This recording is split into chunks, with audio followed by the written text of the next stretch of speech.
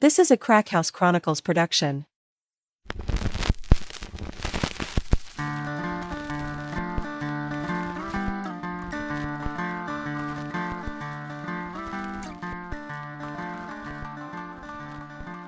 Welcome to the Crack House Chronicles, your favorite true crime podcast. I am Donnie, and with me is a man who has no idea what stale beer tastes like. It's Dale. Do they even have that? Well, I mean, there's some people that probably sip on mine. it and set it down, but no, Dale does not have stale beer. Nay. Nay to the nay. No. Nay to the naysayers, I say. Yep, he is going to drink it when he's got it. That's right. Yeah, That's what it's made for. that's right. Got a hole in the top of it. Just turn it up. Yeah, Go at it. hands you a beer, you go to town. That's right. What's going on today, dude? Oh, yeah. Same old, same old. Same old, back in the house. Ready to do it up. We got man. an episode today. Yes, we do. You got anything to mention or any shout-outs you want to talk about, bud? Maybe. How about that? Yeah, when Dale's got the clap, he has something to talk about. It's a good time, man. It's a good time. We have a brand new Apple 5-star podcast review coming at you today, and it says, great true crime podcast from North Carolina locals. That's just the title. Well, 5 stars. the title says it all. Yeah. Let me just read the rest of it. No, Just yeah, stop right there? go ahead and read the rest of it. Yeah. Okay. Just for content. Okay. I am a North Carolina native, born in Charlotte, live in Wilmington now, and I love this podcast. You're also one of the only true crime podcasts my husband enjoys. Well, How about that? that's pretty cool. I appreciate that you cover so many North Carolina stories, especially A Should Agree. I was the same age as her when she disappeared, so her story has always hit close to home. Thanks for all you do, Gabby. And this comes from GBBYXBBY, so maybe that's Gabby and Bobby, or Gabby Baby, or Gabby and something. So it's Gabby something. Well, it's something. GBBYXBBY. Yeah. Yes. And we appreciate that very much. And we have quick time. I'll give you one more now. Hey, bring it on, bud. And this comes from Rabun Mountain Gal, RABUNMTNGAL, and this entitled The Dozier School, 5 stars. My gosh, what a tragic, horrible story. I appreciate you shining a light on it. Your humanity and compassion came through loud and clear. Man, That's all. that was a tough story to do. Dude, I'm telling you, Yeah. there's so much more to it. It's Yeah. just And I still incredible. read stuff on it when I find it now because I'm so fascinated by that. Oh, we're all in. Yeah. Yeah. What them guys went through. God, it's awful. Yeah. I'd love to talk to one of them guys. Mm-hmm. But yeah, thanks so much. We appreciate everybody who spends a little bit of time to drop us a 5-star podcast review. It only helps us that much more. It really does. To get the word out to more and brand new friends like yourselves. It helps that algorithm. It does. Yep. And if anybody else wants to go on Apple Podcast or any other platform that allows rate and review, please do so and help us out. Yeah, or just send us an email and tell us how much you love us. Or tell a And friend. I'll read that too. Tell a friend. All right, dude, after this short break, man, we're going to get going on this episode. Let's do it. All right, Dale, we're back. All right. And, man, we're going up to Wisconsin on this episode. Man, I'm telling you. You know some stuff about Wisconsin, I don't do, you? and this is all in the places that I know about. Yeah. This is kind of weird. Your better half is from that area, right? She is. Yeah. She is. Yep, and right up in there, in the areas like around Oshkosh and Omro and Fond du Lac and Waupun, right in that section, which is kind of, I guess you'd say middle ways up in Wisconsin. You know, if it's kind of a vertical, you're looking at it because you got Milwaukee at the bottom, and everybody hears about Green Bay, which has to be about an hour north of where we're talking about today. Yeah. We did a case from Green Bay, the Mon Files Yes, we did. case, yeah, but we're going up to Wisconsin on this, and we're talking about a girl by the name of Berit Beck. Mm-hmm. Yeah, and just a little bit of background on this girl named Berit Beck. That's Berit. Yeah, it's a very unusual name. I've never heard that name until we started studying this case. No, but then when you start studying and looking around, there's quite a few people with that name. Yeah, but her full name was Berit Lynn Beck, but her family called her Barry. And she was born on April the 18th of 1972 in Sturtevant, Wisconsin. And this is just a small town in the county of Racine. Right, which is just a little bit south of Milwaukee. Yes. Yes. And she was the oldest of 2 children born to Dave and Diane Beck. And she had a younger brother. His name was Ben. But Barrett was described as being vibrant, talented, 18-year-old with a pretty promising future in music. Yes. Yeah, and she had graduated in 1990 from Case High School there and was already making her mark as an aspiring musician, man.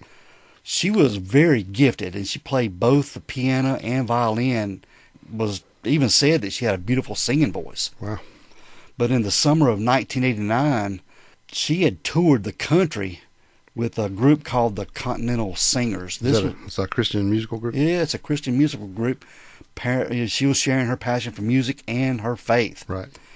And she was blonde hair, and she had a bubbly personality and was endeared to everyone she met. But she was a very outgoing girl. She also had a boyfriend. She had had a guy that she was dating. His name was Curtis Plath, and he'd even given her a ring. Yeah, they were very... What kind of ring? Just a ring? I guess a ring, maybe a promise ring or something to that effect. But just something cool. But it was described as a really nice ring. So it might have been pretty valuable. Anyway, he'd given her a ring. Okay. But after high school, she was wanting to make some money to go to college. Right. To help fund her college career. But instead of, getting this like a regular job at a restaurant or swimming pool that summer, she took a job as a secretary at a construction company. The name of the construction company was called Bolt Construction Company. BOLDT. Yes. Bolt. Yeah. In order to take this job, she was going to have to attend a 3-day computer training seminar. Okay. This was up north from where she lived there in Racine County. And this seminar was going to take place in Appleton. Yes. Have you ever heard of Appleton? Yeah, been there. You've been to Appleton. Yep. But that's where she was going to have to take this 3-day computer training seminar. And it was about 120 miles from her home there in Racine. But this was going to be a routine work trip for Berit, and she was kind of nervous about traveling alone for the first time. Well, it's pretty good. I mean, it's not a long ways, but, first time away by yourself, it's a pretty good trip. For an 18-year-old. Yeah, for sure. Yeah. But she was going to be traveling alone, and she had packed her suitcase and stuff, and her family helped her do all this, and she was even going to be reimbursed for her miles. Yeah. For taking this trip. So it must be a pretty good company. Yeah. So her dad even wrote the mileage down on the van that she was going to be driving. Yeah. So you keep up with it. Yeah, and this van she was taking was a 1987 two-tone gray GMC conversion van. Mm-hmm. Yeah, which was pretty popular back in them days. Yeah, it's pretty nice. Yeah. And if you don't know what a conversion van is, it's basically a van that's been converted into a really nice interior. Like a regular panel van is just empty, because it'd be like 2 seats up front, regular seats, and then behind that would be like 2 captain's chairs, which is basically a bucket seat on a stand that would be able to swivel, so you could turn to talk to the folks that was on the couch in the back. Kind of like, usually they had like a couch or a sofa, I guess you should say, a small, a seating area in the back, whatever you had. And some of them even had sinks and stuff, and then some even had beds in the back. But this one just had I believe it had like a bench seat in the back, more like a sofa, I guess. Yeah. With storage underneath and behind it. Yeah, so they converted for travel and stuff, made it more comfortable and instead of just a cargo van. Right. And back in Maisley, it was, you had cars, trucks, and vans. I don't think the minivan explosion had happened yet. No. So it was like these were and they're really cool cars. Yeah, they are. Or automobiles, I should say. But she was getting ready for this trip that was going to take place on July the 17th of 1990. Mm-hmm. But her family was helping her get ready for this. She had packed her bags, and she'd even packed a pink dress that she hung up on the clothing bar in the back that she was going to have to wear one day to this training. Mm-hmm. Yeah. But she had left her home there, and she actually stopped by her boyfriend Kurt's home to say her goodbyes before she left. Right. They spent a little time together, and then she was on her way. But her journey took her through Fond du Lac. This is about 70 miles north of Milwaukee. And there in Fond du Lac, she stopped at the Forest Mall. This mall is on West Johnson Street near Highway 41. It's more like a strip mall, right? It is. It's not instead of a big indoor gimmick. And there's lots of other businesses, stores around this area. Right. And there, she also went to a Walgreens. And while she was in this Walgreens, she purchased some cosmetics and different things, including a Jolene bleach kit. And this was confirmed by a receipt that they later found in her van that we'll talk about a little bit later. Right. But this stop that she made was around mid-morning on this July 17th, and it was the last time that Berit was ever seen. Yeah, I think what was the the receipt. I think it was 11 o'clock, 11 a.m. 11:04 Yeah. was the timestamp on this Walgreens receipt. Right. And it did come from that Walgreens because it had their address and phone number on it. So this was confirmed, her being seen there. Correct. And we got to actually have a picture of that receipt we'll post. And I think she wrote a check for those items she purchased. Just the way it looks. Yeah.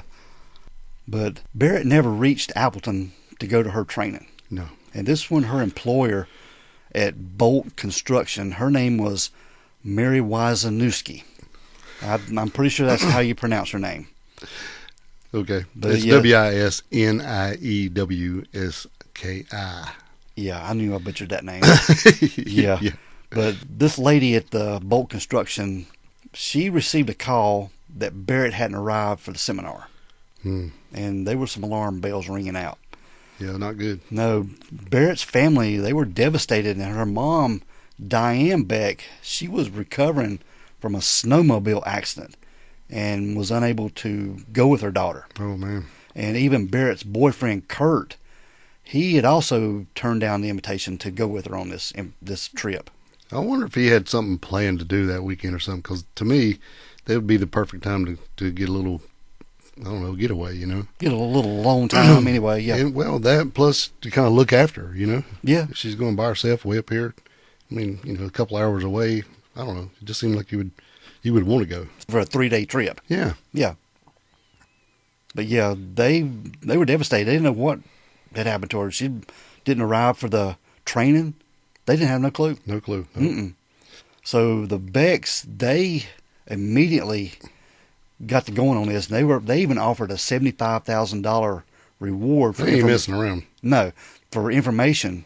And that's quite high. Yeah. Most time when it's something like this and it's right out of the gate, it's 10,000 or whatever, 20,000 that we hear a lot. But 75 is a pretty substantial reward right off the bat. Yes, and they were organizing search teams, and they were distributing flyers, and they made up 1,000 flyers and distributed them from Racine all the way to Appleton. Wow. Yeah, and Dale, 2 days later, on July the 19th, 1990, this conversion van was found. And it was abandoned in a Kmart parking lot across from the Forest Mall, there near this Walgreens where she had stopped. Correct. Yeah. Now, the Fond du Lac police, they got into this van, but noted that the van had 462 extra miles on the odometer. Is this 462 from what they had written down? It's just been reported as 462 extra miles. Okay. I just wondered if they counted in how far she had driven from what was written down, They may have. Okay. But that's just been the way it was reported. 462 It's miles. way more than the 70 that it should have been. Yes. Okay. And the 120 miles from the home to Appleton where the conference was going to take place. But anyway, it had an extra 462 miles, suggesting that it had been driven extensively after Berit's disappearance.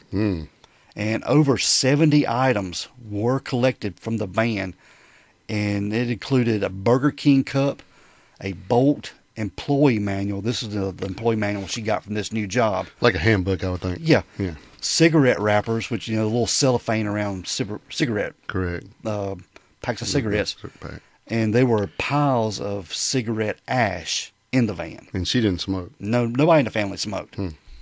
Yeah. Pretty wild. 70 items, that's a lot. Yeah. So they had no idea what happened to Berit. She was just gone. Right. But for weeks, the Beck family and the community held out hope maybe somebody would find her or something. And on August the 22nd of 1990, almost 5 weeks later, there was a Waupun farmer. His name was Michael Plum, or Plum. I think that's how you pronounce his name. Pluim. Okay. He was driving his tractor along Brown Road near Willow Creek Road. And this one he spotted something in the ditch. Right. So he's driving his tractor like going from field to another field and trying to stay out of the highway and probably riding the side of the road as much as he could. Yeah, stay off the road. Yeah. Letting cars pass. Correct. Because you know how we get behind tractors around here. Yeah. Yeah, and we hate it. Yeah. Well, they got to do what they got to do, but most of them will try, when they find a good spot to, get over and they'll ride the ditches or whatever to not block traffic. Yeah. But this is when Michael Plum spotted something in the ditch, Dale. It was Berit's body, and it was badly decomposed. And he described it from a news clip I watched. He actually just spotted the skull. Mm. Yes. So it'd been there 5 weeks or a little over 30 days. Yes. In the hot July, August weather. So Yeah. saying that, she would pretty much been killed right off the bat from when the van, right? You'd think, yeah. Yeah, I mean, And they even contacted some entomologists. These are bug people. the bug folks. Yeah. They can tell insect activity on human remains. Right. And Kind of get a timeline. yeah. And they did determine that, she had been dead for about 5 weeks. Yeah. So pretty much the whole time. Pretty much, yeah. Yeah, man. And an autopsy revealed some horrific stuff, Dale. Berit had been blindfolded, suffocated, and strangled to death. I wonder if they just figured that because there was no other cause of death that they could find.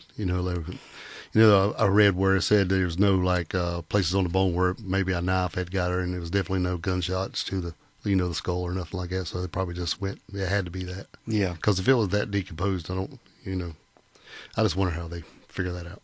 But, going back to that van, when they found the stuff in the van, they did find a red shirt that was in the van. And this was the red shirt that Berit had been wearing the day she went missing. Her boyfriend described her as wearing a red shirt. Right. But this red shirt was in the van. Well, part of it. Yeah, part of it had been ripped out. Yeah, and it was a pretty good section, like from the neck all the way down to the waistline. A pretty wide piece. Yes. Like it's almost... It was like a strip it was out like of it. rectangular shaped. Yeah. It was like almost perfectly. It was Yeah. weird. We have a picture of that we're going to post too. Yeah. But yeah, the shirt was found in a big wide strip out of it, just torn out of it or cut out of it. And that was what was used as the blindfold. Yeah, this was actually tied around when the farmer found her, it was tied around the skull. Yeah. From like the eyes down to the mouth. Right. Crazy. But they also found some socks, underwear, pantyhose, and the pantyhose and one end of them had a knot tied in it. Yeah, it was weird. Yep. And there was a jacket that was missing and some personal items that were missing, like a gold band. The little ring you were talking about. Yeah, pearl-faced gold watch was missing, a keychain with the footsteps in the sand passage, and there were some electronics that were missing from the van, too. Mm-hmm. There was a Cobra 40 channel CB radio and an Escort radar detector. Now, later they did find this ring in the van. It was like hid under a floor mat or some type of mat. A rug or back. something. Yeah. Yeah, this was the ring. Which is kind of odd. So it'd be like, did it get knocked off during some kind of thing, or did she know something was going to happen and took it off and hid it? We don't know. Yeah, but this was the ring her boyfriend had given her. Correct. Yeah, and it was up under a rug type something. It was hidden somewhere or got hid somehow. Yeah. Inside the van, yeah. But the Fond du Lac County Sheriff's Office, led by investigators like Mylan Fink, who would later become sheriff, took over the case. And the extra mileage on the van puzzled these investigators. Yeah, for sure. Yeah, there was a Lieutenant Ed Shepard noted it indicated the killer had possession of the van for a very long time, and the investigation initially focused on a local career criminal that was in this area. His name was Craig Roan. And this Craig Roan, he had a nickname. Yeah. Psycho? Psycho was his nickname. And this Craig Roan, he had a history of stealing vehicles, committing armed robberies, and he was actually spotted in the Fond du Lac area around the time of Berit's disappearance. So he's a pretty good suspect, you're saying? Very good suspect. Yeah. So this was his MO that they were looking at. He fit the bill pretty good. Yeah. Now, Detectives Steve Hardgrove and Bill Flood, they obtained a search warrant in 1991, and they were convinced that Roan was involved, but no charges were ever filed due to some, the insufficient evidence. Well, they didn't have enough to file charges. I mean, I know. you're going to bring him on and then he just get off, because you don't have nothing. So what they're going to have to do is just try to build a case against him, but I don't know, they don't have very much. And the stuff he was selling was not necessarily from her band. They just thought it may have been. Yeah. Yeah. But just a little bit of background on this Craig Roan. There's little known about his early years, but as public records primarily focus on his criminal activities, he was born around 1961, and he grew up around West Bend, Wisconsin, in a small city in Washington County. But, like I said, there's just limited information on him, but it was reported by the 1990s he had veered into a pattern of criminal behavior, earning him a reputation as a career criminal. Well, there you go. Yeah. But a 1991 search warrant during this case described Craig Rohn as very capable of murder and suggested he was more likely involved with Berit's disappearance. Yeah, so they're looking at him hard. Yeah. And his criminal history lent credence to the suspicion. And around the time of Berit's disappearance, he was staying at a motel near this mall where Berit was last seen and this van was found. So if he didn't do it, he was all over it. Yeah. But it also, get this too, Dale, there was a bank robbery right near there at the time, around the time Berit disappeared. It was in the West Bend area. And this bank robbery led to his incarceration in a federal pen during the 1990s. This is where detectives continued to build a case against him on Berit's murder. And there was a police informant. His name was Tim Amundsen. And he claimed Craig Rohn confessed to him and even said that Craig showed him Berit's body inside the stolen van. Yeah. But in 2015, this Tim Amundsen recanted his statements, admitting that he fabricated the story based on details provided by detectives and media reports. So he just lied about the whole thing. Yeah. Great. And there was a polygraph test supported his recantation of all this, undermining the case against Craig Rohn. Stupid. But ultimately, no physical evidence linked Craig Rohn to Berit's murder, and no charges were ever filed. Well, that's good, I guess, if he didn't do it. But getting back to that van, Dale, them going through that van, looking for everything, they did find fingerprints. They reported two different ways. I'd read they'd found 9 fingerprints, and another place they found 5. Well, they had 12 latent fingerprints total that they didn't know who they were. Yes. And they were being compared, to the family and to the friends and to Berit herself, and none of them matched anything. So they had 12 that they could go off of. But this case went cold, man. It did. For damn 2 decades. Almost. Yes. Once they didn't get Rohn, they pretty much run out of leads. Yeah. But they still had him on their radar. Oh, yeah. They were looking at him hard. But Berit's case remained unsolved, and it haunted her family and investigators. And even the family, they expressed their frustration, saying, "We put a lot of faith in the Fond du Lac law enforcement, and they promised us. It never happened, and no one up here seems to care any more about Berit's case." And the case went even more cold. Yeah. I think they were still trying to build a case even though Rohn was in prison, but it just fizzled out. Yeah. And with early leads like, Rohn fizzling out, something did take place. In 2013, there was a USA Today Network Wisconsin investigative report on cold cases, and it reignited Berit's case. Yeah, they were going to do a story on a lot of cold cases, and Berit's definitely was one of them. Yes. And this was prompting a new detective. His name was Nathan Lamont.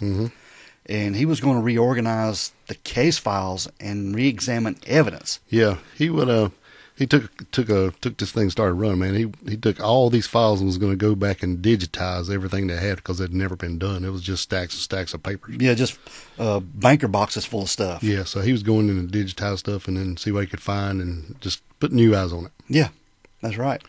But in 2014, actually February of 2014, there was a breakthrough came. This was when the Wisconsin State Crime Lab analyst Carly Hewitt identified 9 previously unidentified fingerprints on 5 items from Berit's van. And there was a Burger King cup, the Bolt employee manual, a Jolene bleach kit, cigarette wrappers, and candy wrapper. And it matched a man that hadn't even been in any files or anything. No. He wasn't mentioned anywhere. Well, the thing about this, man, when he started going through all this stuff, he was going to call APHIS and see, what's going on. All these prints weren't even in the system. Either they had been purged out of the system or never been entered. So when he said, "Can you run these again?" and then they run them, and then that's when this popped up. So the whole time, well, hell, for at least 20 years, Nothing was even in there to be able to Matching to thing. match against. Yeah. So when he had that done, they called him back, and then they were like, "Okay, we got you something here." And these same prints were on all this stuff. Come back to this one man. Yeah, his name was Dennis Brantner, Yes, and he was a 61-year-old truck driver from Kenosha. Kenosha. Now, Brantner, who had lived in Fond du Lac County in the 1970s, worked as a furnace repairman where Berit's body was found and became the prime suspect. Yeah, I would think so. And his criminal history raised some red flags. Well, I mean, plus you got all these fingerprints inside the van of his, right? I mean, Yes. So he was in there, Mm-hmm. or his fingers were. Yeah. Yeah. Even in 1994, he was arrested for kidnapping and beating his second estranged wife and had a record of violent behavior toward women. Co-workers reported disturbing behavior, including Brantner's alleged comment about wanting to kidnap and assault a colleague's daughter and keeping a photo in his toolbox that even resembled Berit Beck, Wow. which, He was telling everybody it was his daughter, yeah, that's what he was saying. so I'd give him a reason to have it in there. Weirdo. And a search of his Kenosha residence in 2014 yielded no missing items from Berit's van. Right. But investigators seized a computer, memory card, photo album, and several discs. But when Brantner was confronted with the fingerprint evidence in 2014, he was emotional. He was denying any involvement, but offering vague responses. He even said, "I swear I did not kill her. I'm not that way." He acted like at first he didn't even know anything about it. Yeah. And he couldn't explain how his fingerprints ended up in the van. Right. But, they got to looking at these fingerprints closer and trying to rule out, maybe Brantner was a family friend. Maybe he was a mechanic at one time that maybe have worked on the van or something in the They're past. trying to make it make sense. Yeah, trying to put it all together. Yeah. But how did his fingerprints get on some of this new stuff that she had just purchased at that Walgreens? Well, they went or the employee handbook. Yeah, stuff that she had just obtained. They're cigarette wrappers Yeah, and that, and all them ashes. yeah.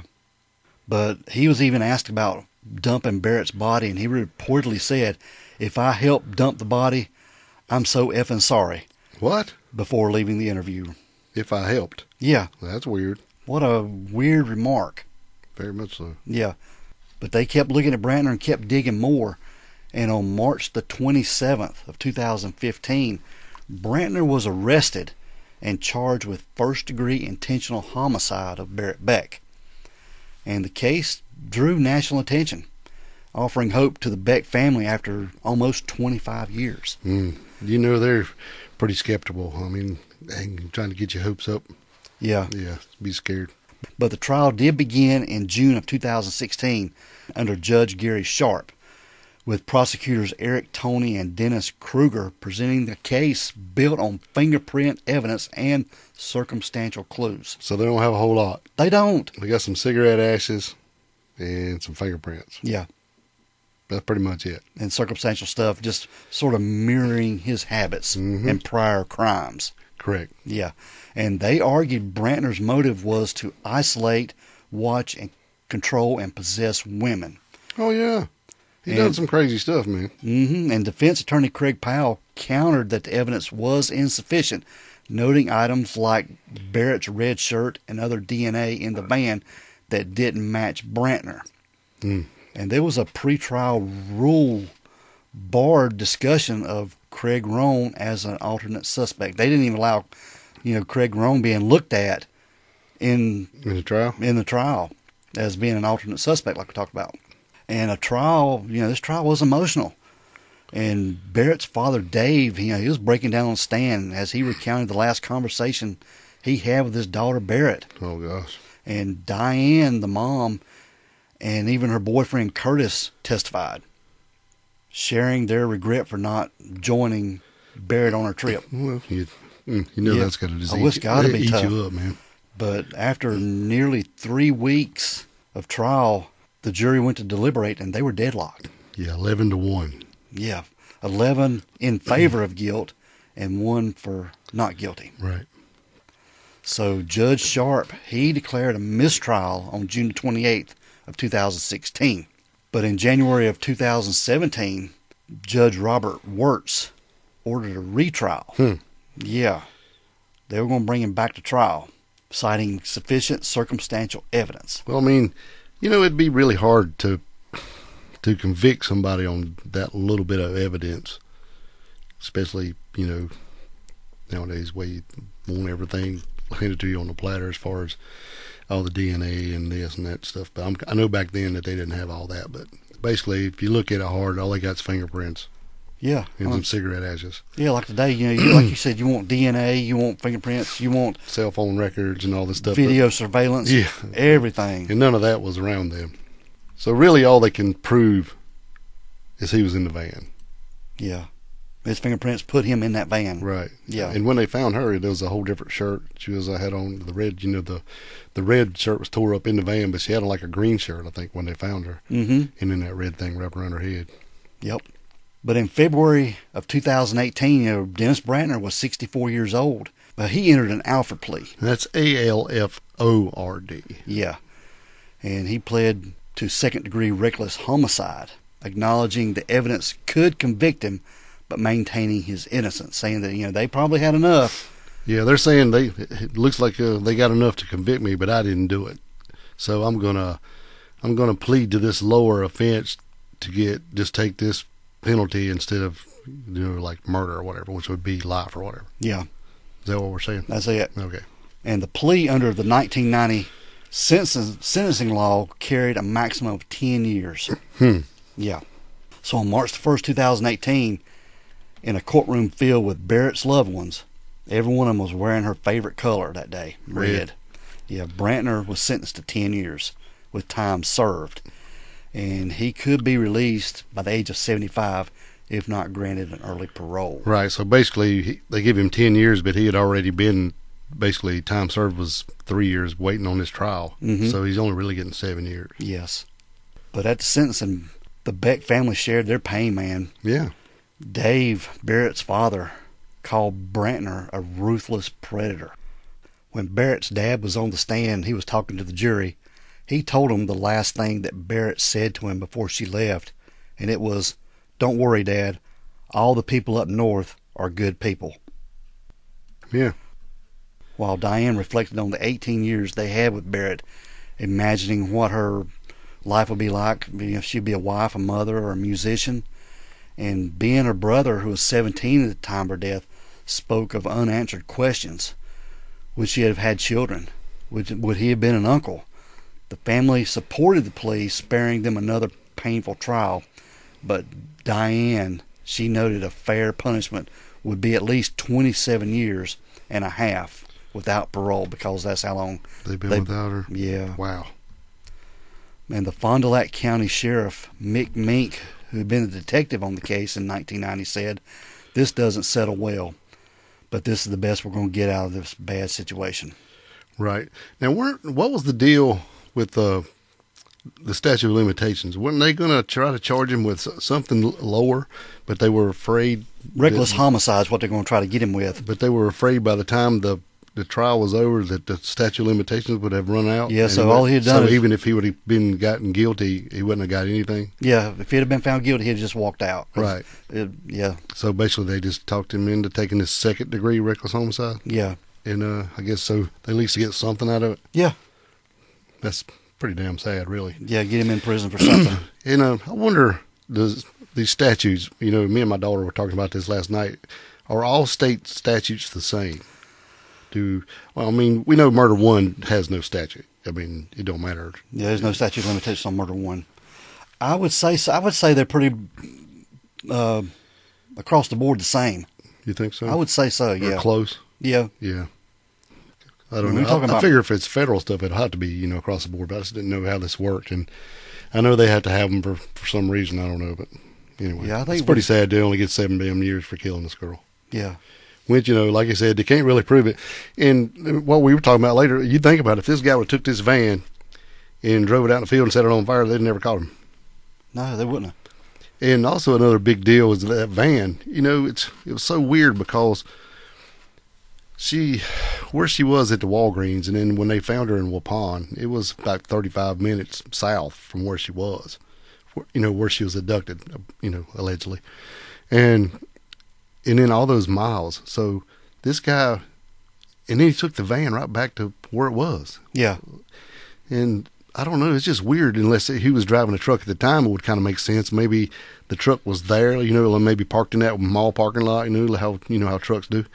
And then maybe saw her and decided to abduct her and then take her, and he drives her down to wherever and does what he does and then kills her, and then drives around for 400 miles and then has to take the van back to get his vehicle or his truck or whatever.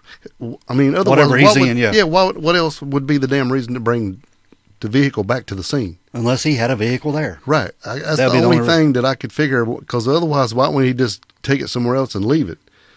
It didn't make any sense. Or just take it somewhere and set it on fire and, burn the whole thing out. He'd have walked away. They'd have never had a clue who got him. Yeah. Yeah, he'd been on the radar at all. Yeah, because all that got him was those fingerprints. Burger King and cigarettes, basically, is what got you. Yeah. That's it. I mean, I don't want to try to get this guy out of jail, but, I mean, it's just stupid. Yeah. I mean, if he'd had a good lawyer, he'd got off. Yeah, that's true. Yeah.